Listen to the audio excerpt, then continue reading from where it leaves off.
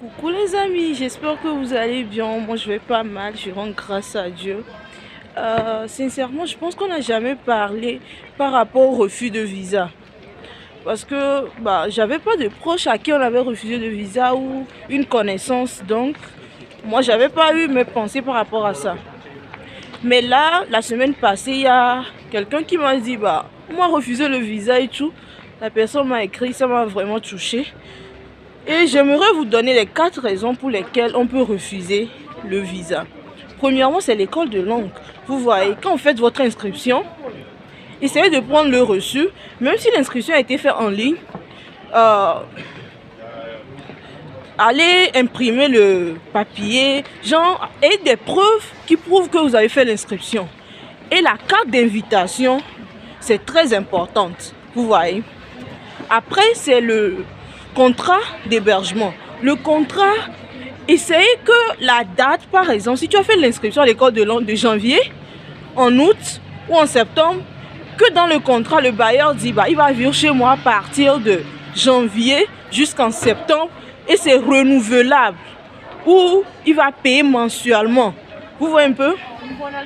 Donc du coup, ce sont des choses qui sont très importantes.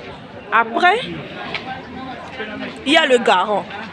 Votre garant, tous ces documents, on ne veut pas seulement quelqu'un qui crée le compte aujourd'hui et met 8 000 € sur le compte ou 20 000 € sur le compte. Ce n'est pas l'argent qui est important, c'est le mouvement sur le compte qui est important.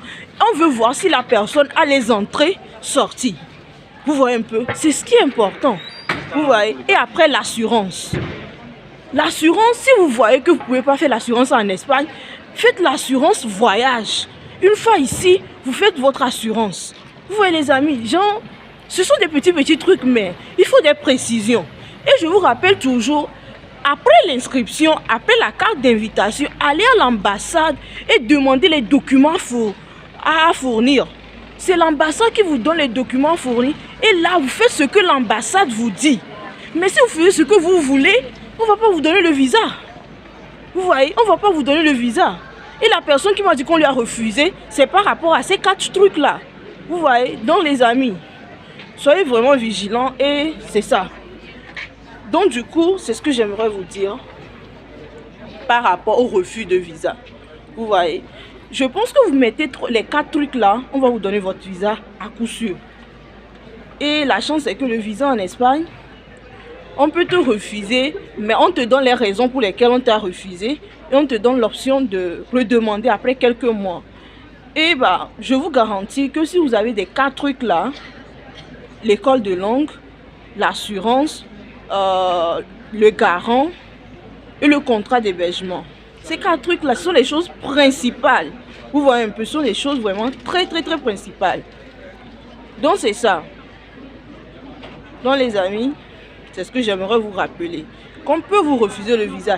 Et aussi, si vous voyez déjà que vous n'avez pas assez de temps pour pouvoir trouver tous ces documents-là à jour, poussez votre inscription. Par exemple, vous vous êtes inscrit en janvier et vous voyez que vous êtes déjà en novembre et vous n'avez pas assez de temps.